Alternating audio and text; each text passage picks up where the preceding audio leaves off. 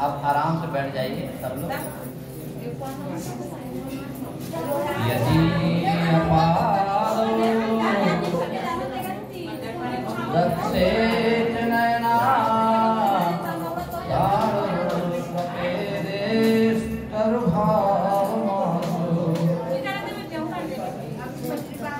वन्द्यः सताम्योर्महनीय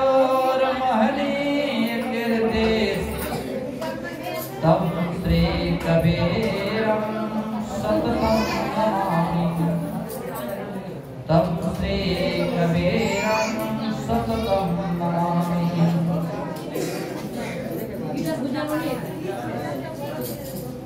विश्ववंदनीय मानवता के मसीहा संत सम्राट सतगुरु कबीर साहेब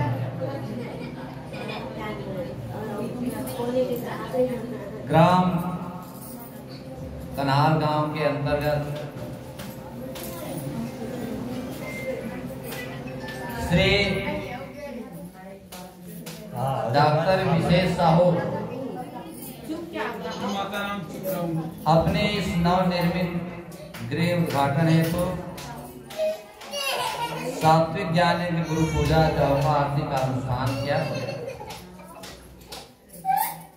जिसमें इस यज्ञ के माध्यम से ये भवन उनके लिए मंगलमय हो, सुखदायी हो, ऐसे अभी प्रार्थना किए हैं। उनके पिता श्री कृष्ण कुमार साहू, माताजी श्रीमती कुंती बाई साहू, श्री हीरालाल साहू, श्रीमती हेमलता साहू, श्री प्रेमलाल, श्रीमती लोकेश्वरी और समस्त परिवार, आमंत्रित अतिथियों, बंधुओं, माताओं, बच्चों,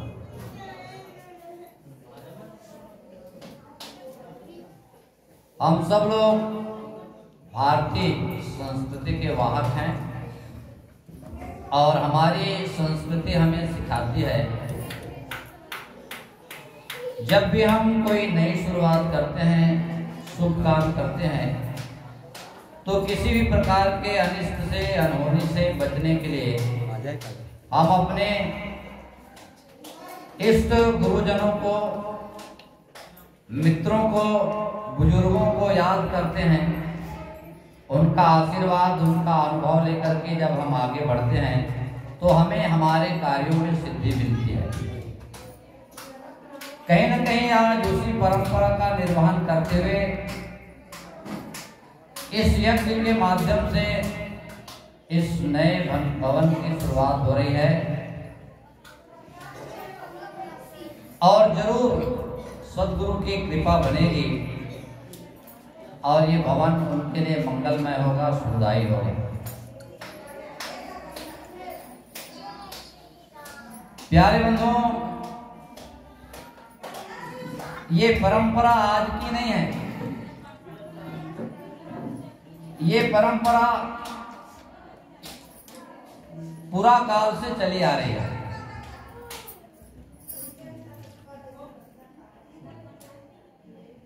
और जिन्होंने आशीर्वाद लेकर के आगे बढ़ा है,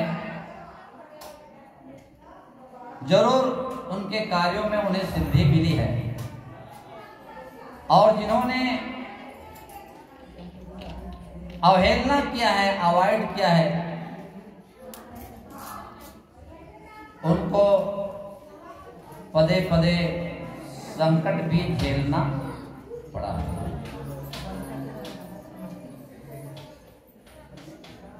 महाभारत की कथा मुझे याद आती है।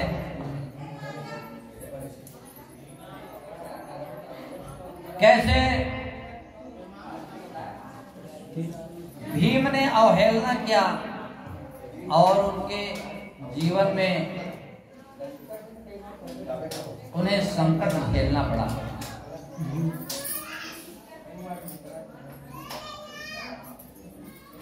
आप सब लोग महाभारत के उस पात्र भीम से भली भांति परिचित हैं, जो बहुत बलशाली हुआ करता था। कथा कहती है पांचों पांडव और कौरव गुरु द्रोणाचार्य के गुरुकुल में शिक्षा प्राप्त किया करते थे और वहां उन्हें शास्त्र की भी शिक्षा दी जाती थी और शस्त्र की भी शिक्षा दी जाती थी। अस्त्र शस्त्र कैसे चलाना है, और वहां मल्ल युद्ध भी होता था। तो जब मल्ल युद्ध होता था तो उसमें दुर्योधन और दुशासन और भाइयों को पछाड़ देते थे, लेकिन भीम से वो पराजित हो जाते थे। भीम के बारे में कहा गया है कि भीम इतना ताकतवर था, कौरव पेड़ पर चढ़े होते थे और नीचे से वो पेड़ हिला देता था तो बोयर की तरह बरबर नीचे गिर जाते थे, ऐसा वो ताकतवर था।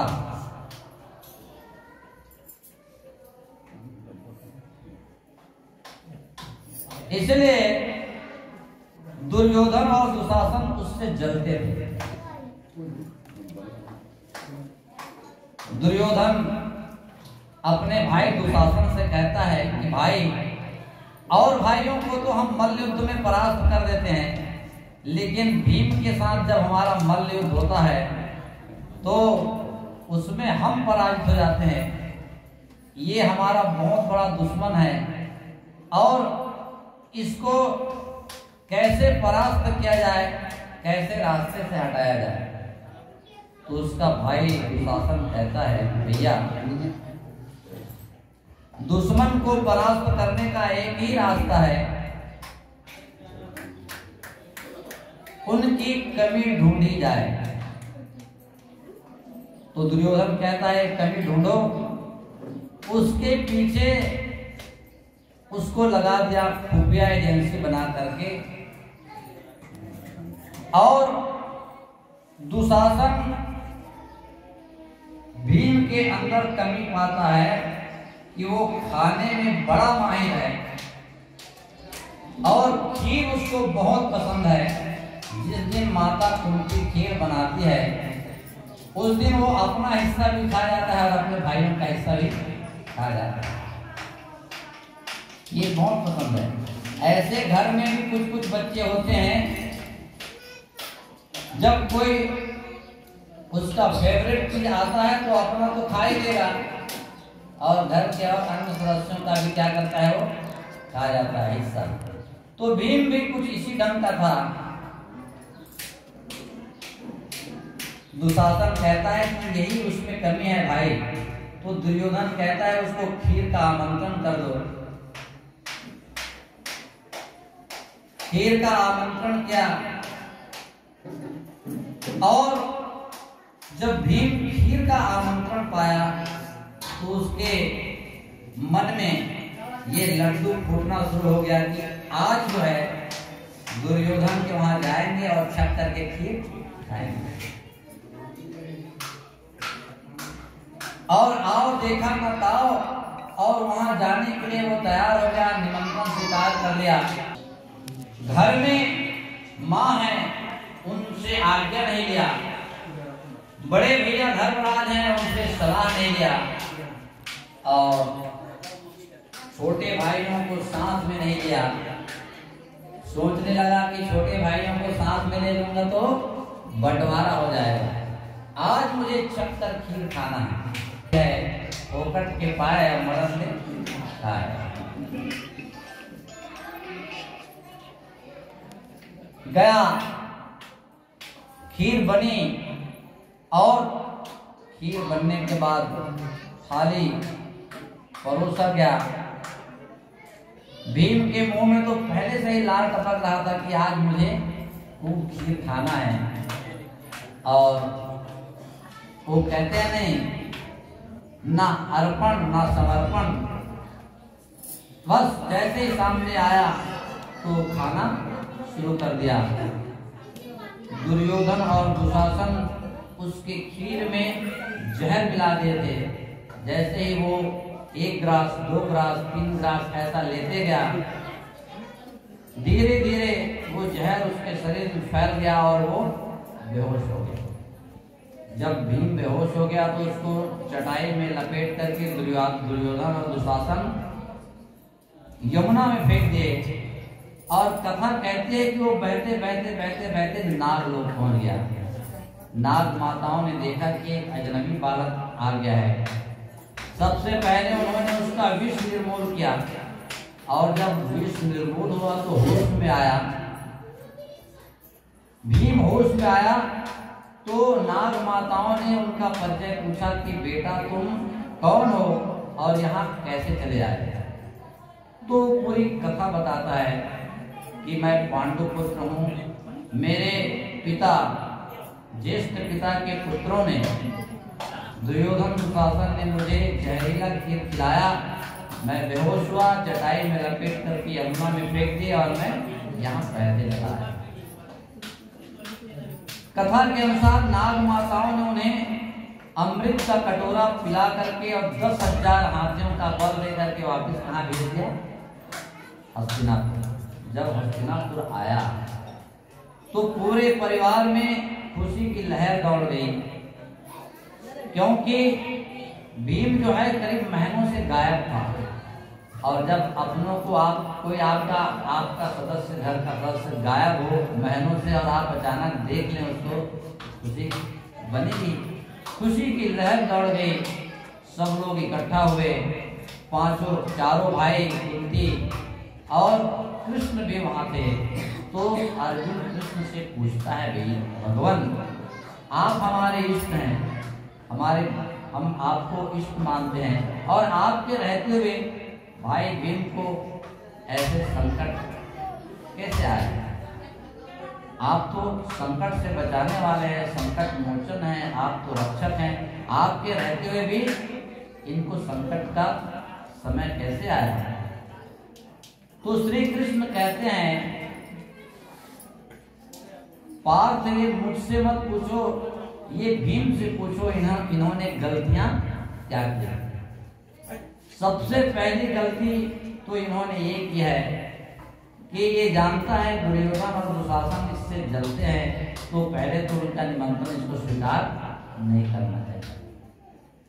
अगर निमंत्रण स्वीकार कर लिया तो माँ से आज्ञा लेनी चाहिए, माँ से आज्ञा नहीं लगा लिया, बुजुर्गों का अपमान किया।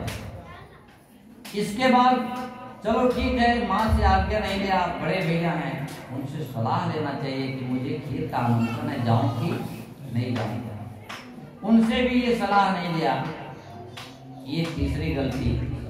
चौथी गलती है कि एक से दो भला कहते हैं। कहीं भी आप यात्रा कर रहे हो, कहीं जा रहे हो नई जगह पे, तो क्या करना चाहिए? एक के बजाय दो जाना चाहिए, एक से दो भला कहते हैं।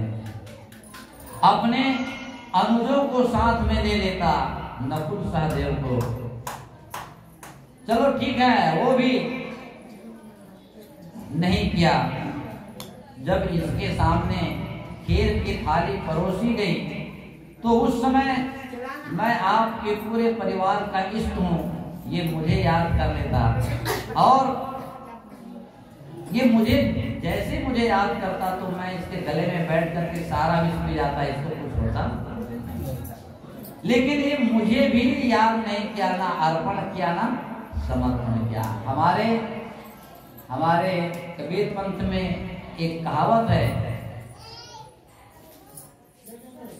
संध्या आरती ना करे,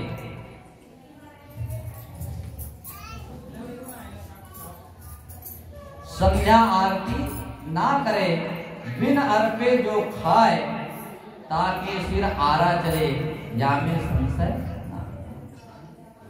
आप मन ही मन, मैं नहीं कहता हूं कि आप पानी अर्पोगे तभी होगा, या ऐसे दो दाना लटका दोगे नीचे गिरा दोगे तभी होगा। अरे आप भोजन करते समय मन से स्मरण कर लेते हैं उस प्रभु को जो आपका इष्ट है, तो फिर कभी अनिष्ट होने वाला नहीं।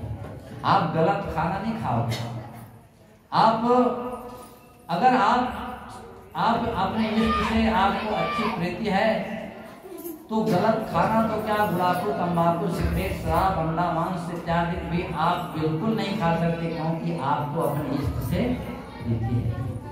जो सात्विक है, जो हमारे साहब का आहार है, वही आप करेंगे। और कबीर साहब भी कहते हैं कि अंकुर भके सो मानवा, मांस भके सो स्वान, जीव बधे तो काल है, सदा नरक परमान।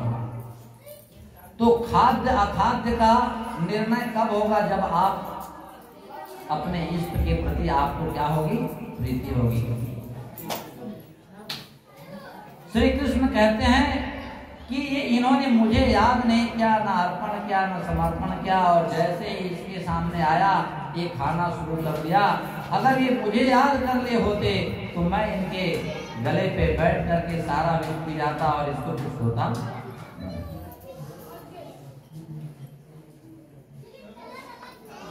मैं एक कथा आप लोगों को इसलिए बता रहा हूं, वो तो अच्छा हुआ कि वो नाग लोग पहुंच गया, नाग माताओं ने उनका विष निर्मूल कर लिया और अमृत का कटोरा पिला करके और 10,000 हाथियों का बल दे करके वापस कहाँ भेज दिया? हस्तिनापुर। अगर वो दूसरे लोग पहुंच गया होता तो पांचों पांडवों की संख्या क्या हो जाती? 4 रह जाती, उनकी कमी हो जाती, 1 की कमी हो जाती है। तो हमारे जीवन में अपने इष्ट के प्रति प्रीति होनी चाहिए, गुरुजनों के प्रति प्रीति होनी चाहिए और बुजुर्गों के का सम्मान होना चाहिए, उनका आशीर्वाद हमें लेना चाहिए।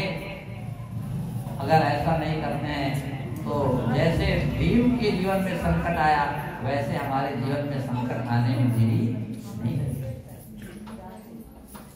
प्यारे बंधुओं, इसीलिए किसी ने बहुत सुंदर लिखा है, अभिवादनशीलस्य नित्यं वृद्धोपसेविनः चत्वारि तस्य वर्धन्ते आयुर्विद्या यशो बलम्। जो बुजुर्गों का, गुरुजनों का, माता पिता का और अपने इष्ट का सम्मान करता है, आदर करता है, उनका सानिध्य प्राप्त करता है, उनका सहचर्य प्राप्त करता है, उनकी 4 चीजों में वृद्धि हो जाती है, आयु में, विद्या में, यश में और बल में। और इनका अवहेलना करने वालों के जीवन में संकट भी आते हैं। एक सत्य घटना बता रहा हूँ। एक लड़का शोरूम गया, गाड़ी खरीद ले आया। शोरूम वाले आजकल जो है ऐसे दे देते हैं, है ना? आप जो है डाउन पेमेंट नहीं देंगे तब भी आपकी गाड़ी भेज देंगे। अरे यार चलो ठीक है, दे देना, बाद में दे देना। अब वो जो है गाड़ी, जिसको आप लोग कहते हैं 407